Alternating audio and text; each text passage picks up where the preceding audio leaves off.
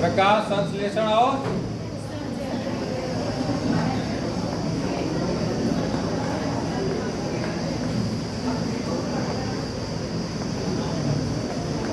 तो सबसे पहले हम लोग देखते हैं प्रकाश संश्लेषण क्या होता है।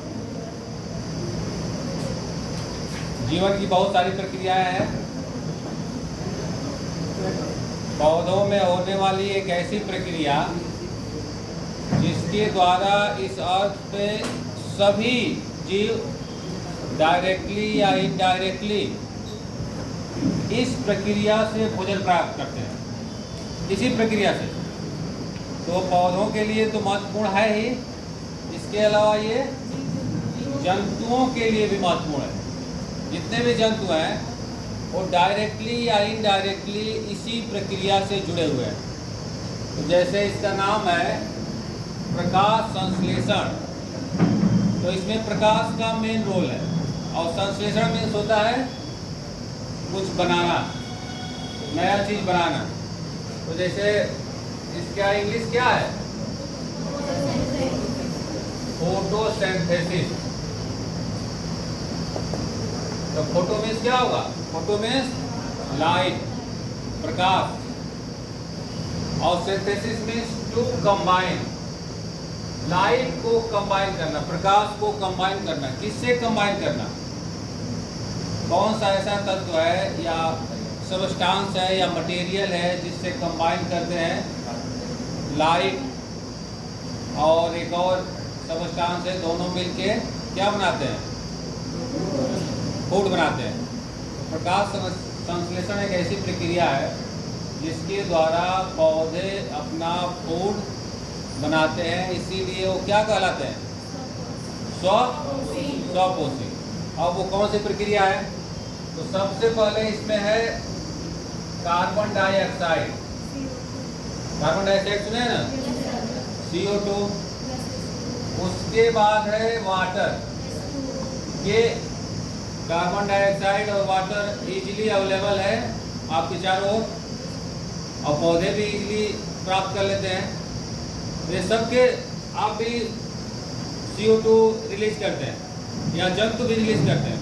और इस तरह का मिसकंसेप्शन है कि पौधे कार्बन डाइऑक्साइड लेते हैं और जंतु कार्बन डाइऑक्साइड छोड़ते हैं। दोनों अलग अलग प्रक्रियाएं हैं। कार्बन डाइऑक्साइड छोड़ने वाली जो प्रक्रिया है वो है क्या? श्वसन है। तो श्वसन सभी जीवों में होता है, वो प्रक्रिया सब फॉलो करते हैं। और प्रकाश संश्लेषण किसमें होता है? केवल पौधों में होता है। तो कार्बन डाइऑक्साइड छोड़ने की प्रक्रिया सभी के पास है। अब ये दूसरी बात है कि कार्बन डाइऑक्साइड पौधे उतना नहीं छोड़ते जितना जंतु छोड़ते हैं, क्योंकि पौधों में उतना एनर्जी की जरूरत नहीं होती, उतना फूड का ऑक्सीडेशन या फूड का ब्रेकिंग नहीं हो पाता, या उनको ज़रूरत भी नहीं है, जिसकी वजह से उतना कार्बन डाइऑक्साइड रिलीज नहीं होता जितना जंतु रिलीज करते हैं। जंतु तो हमेशा एक्टिव रहते हैं, तो उस हिसाब से रेस्पिरेशन उसमें तेजी से होता है, और पौधों में रेस्पिरेशन स्लो प्रोसेस। तो कार्बन डाइऑक्साइड और H2O सब में है। जिसके बाद आ गया सनलाइट। भी सनलाइट तो सभी प्राप्त कर रहे हैं। अब सनलाइट किसी के रोक है? सबको पास, अगर आप चाहें तो सनलाइट में जा सकते हैं अगर लाइट की कमी है तो। लेकिन इसके पास, पौधों के पास विशेषता क्या है जिसके द्वारा वो प्रकाश संश्लेषण करने में सक्षम हो जाते हैं? एक एडिशनल क्या है? क्योंकि इतनी सारी चीज़ें तो सबके पास है और सब इजीली ले सकते हैं। सनलाइट भी, ये H2O भी, और कार्बन डाइऑक्साइड सबको इजीली अवेलेबल है। लेकिन उनके पास है एक क्लोरोफिल। यही एक ऐसा सबस्टांस है या मटेरियल है जो पौधों को विशेष बनाता है और जिसके द्वारा वो पौधे प्रकाश संश्लेषण करने में सक्षम हो पाते हैं। अगर ये ना रहे तो वो प्रकाश संश्लेषण, ये सब सारी चीज़ें तो जरूरत है ही, लेकिन ये सब सारी चीज़ें तो आप भी ले सकते हैं। लेकिन क्लोरोफिल नहीं है, और क्लोरोफिल अगर आपके पास है तो प्रकाश संश्लेषण आप भी इनेबल हो सकते हैं। तो पौधों के पास एक क्लोरोफिल है। जिसके थ्रू वो प्रकाश को अवशोषित कर लेते हैं। अब अवशोषित करना थोड़ा सा मुश्किल है, इंट्रैप कर लेते हैं, उसको ट्रैप कर लेते हैं, कह सकते हो कि उसको चुरा लेते हैं, प्रकाश को चुरा लेते हैं ट्रैप में। तो क्लोरोफिल में विशेषता है। अब इसके बाद बनता क्या है, फूड बनता है, सब लोग जानते हैं। अब कौन सी गैस निकलती है, ऑक्सीजन। तो अर्थ पे बेसिकली जितने भी ऑक्सीजन है वो प्रकाश संश्लेषण के क्रम में ही है, प्रकाश संश्लेषण की क्रिया होती है, और वो भी 21% ऑक्सीजन हमेशा मेंटेन है, इसीलिए कि पौधे हमेशा ऑक्सीजन रिलीज कर रहे हैं। और प्रारंभिक जब अर्थ बनी थी तो उस समय ऑक्सीजन नहीं था, धीरे धीरे पौधे इसको रिलीज किए, तब यहाँ पे अर्थ पे ऑक्सीजन बना और उसमें सारे जंतु रहने लायक और ऑक्सीजन लेने लायक, या उसके अनुसार ऑक्सीजन के जो उपलब्धता है या ऑक्सीजन की जहाँ पे ज़रूरत है वहाँ पे पहुँच पाती है। तो पौधे पहले ऑक्सीजन इन्वायरमेंट में इनरीच किए।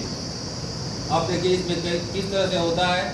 अब यहाँ फूड बनने में, अपने घर में फूड बनाते हैं, खाना बनाते हैं, तो उसमें एनर्जी लगती है कि नहीं है? एनर्जी लगती है। यहाँ पे आप कह सकते हैं कि सनलाइट एनर्जी है। अब ऐसा कहा गया है कि प्रकाश संश्लेषण एक ऐसा प्रोसेस है जिसके क्रम में लाइट एनर्जी केमिकल एनर्जी में चेंज होती है। ऐसा सुना है ना आप लोग? लाइट एनर्जी है ये सनलाइट, और वो केमिकल एनर्जी किस में चेंज हो रही है, फूड में। तो ये डायरेक्ट फूड नहीं बन जाता, इसके कुछ स्टेप्स हैं। अब कहीं ना कहीं से एनर्जी प्रोड्यूस होता होगा, यस और नो?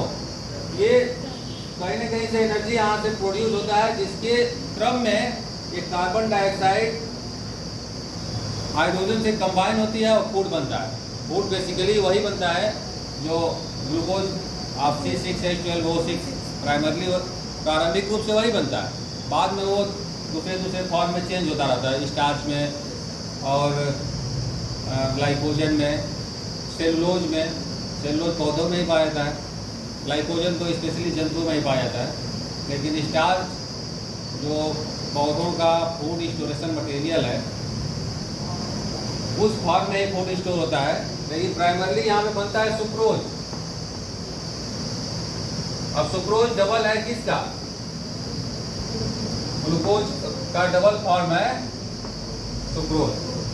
लेकिन ये अगेन, तो ये यहाँ बनने में क्या होगा, एनर्जी चाहिए, एनर्जी चाहिए कि नहीं? तो वो एनर्जी कहाँ से आती है, इस कार्बन डाइऑक्साइड और H2O में से कौन ब्रेक होगा कि एनर्जी प्रोड्यूस हो जाएगी और वो फूड बन जाएगा? वो जानता है कि इस कार्बन डाइऑक्साइड और वाटर में क्या चीज़ ब्रेक होती है, क्योंकि कोई एनर्जी प्रोड्यूस होगी तो उसमें से ब्रेकिंग के क्रम में ही एनर्जी प्रोड्यूस होती है। तो सनलाइट जब यहाँ क्लोरोफिल पे आता है, तो क्लोरोफिल में ऐसे सबस्टांस या कह सकते हैं कि एलिमेंट्स हैं जो H2O को ब्रेक कर देते हैं, और H2O को ब्रेक करने क्रम में H2 और वो ये बन जाता है H आयन बन जाता है, और ऑक्सीजन जो यहाँ रिलीज हो रही है ये H2O की है, कभी कार्बन डाइऑक्साइड की ऑक्सीजन नहीं है। तो इस क्लोरोफिल में ऐसी विशेषता है कि वो वाटर को ब्रेक कर देता है, और वाटर जब ब्रेक होता है तो उसमें से एनर्जी रिलीज होती है, वही एनर्जी को कहते हैं केमिकल एनर्जी। समझ रहे हैं? तो अब जब यहाँ से ब्रेकिंग हो गया तो ये हाइड्रोजन आयन एनर्जी के फॉर्म में यूज होता है, और वो एनर्जी इस कार्बन डाइऑक्साइड को और जुड़ने में, एसिमिलेट करने में सहायता करता है, जिससे पौधे अपना क्या बनाते हैं, भोजन बना लेते हैं। ठीक है, तो ये 2-3 स्टेप हैं कि एब्जॉर्प्शन ऑफ सनलाइट, एक तो ये स्टेप है, और ब्रेकिंग ऑफ H2O, वो हाइड्रोलिसिस ऑफ वाटर, और तीसरा है assimilation of carbon dioxide. Carbon dioxide को यहाँ कंबाइन करके फूड बना लेता है। तो ये प्रोसेस है किसका? प्रकाश संश्लेषण। अब प्रकाश संश्लेषण में भी दो स्टेप है, एक है लाइट रिएक्शन और एक है dark reaction. Light reaction totally depend upon, किस पे डिपेंड है? सनलाइट। वो बिना लाइट के उसका काम खत्म। तो वो जो ये काम हो रहा है यहाँ पे, ये लाइट रिएक्शन है, समझ रहे हैं? H2O का ब्रेकिंग ये लाइट रिएक्शन है। दैट ये केवल लाइट के अवेलेबिलिटी में ही होता है। कुछ ऐसे पौधे हैं जो लाइट की अवेलेबिलिटी में ये काम कर लेते हैं, लेकिन लाइट जब अवेलेबल न रहे तब, जैसे रेगिस्तानी पौधे, उसमें कुछ अलग तरह के प्रोसेस पाया जाता है। अब जब लाइट अवेलेबल नहीं रहता है तो कार्बन डाइऑक्साइड का एसिमिलेशन होता है, जिसे कहते हैं डार्क रिएक्शन। तो फोटोसिंथेसिस को दो भागों में बांटा गया है, एक लाइट रिएक्शन और क्लोरोप्लास्ट में भी दो संरचनाएं हैं। उन्हीं दो संरचनाओं में ही ये लाइट रिएक्शन और डार्क रिएक्शन होता है। आप क्लोरोप्लास्ट सुने हैं ना? क्लोरोप्लास्ट सुने हैं? इस तरह का क्लोरोप्लास्ट का स्ट्रक्चर है। इसमें ऐसे बने हुए हैं जिसमें क्लोरोफिल पाया जाता है। आप कभी देखिएगा बुक में ऐसे बना हुआ इस तरह, जैसे लगता है कि 1 रुपये का सिक्का एक के ऊपर रखा गया। तो इस जो संरचना है इसमें लाइट रिएक्शन होती है और उसके अलावा इसमें लिक्विड भरा हुआ द्रव, और द्रव में क्या होता है? Dark reaction. अब पहले से आप जानते ही हैं कि जिस प्लास्टिक में, प्लास्टिक लवक सुने ना, लवक में हरा रंग होता है, उसे क्या कहते हैं? हरित लवक। तो हरित लवक में ही ये पाया जाता है बीच वाला, इसी में क्लोरोफिल है, और क्लोरोफिल के कारण ही पौधे हरे होते हैं। जब पौधे हरे होते हैं और वो हरा रंग उसको विशेषकृत बनाता है कि वो क्या बनाए?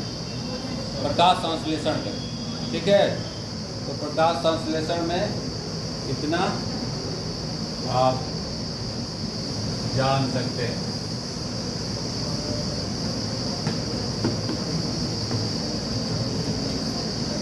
तो प्रकाश संश्लेषण एक ऐसी क्रिया है जिसके द्वारा पौधे अपना भोजन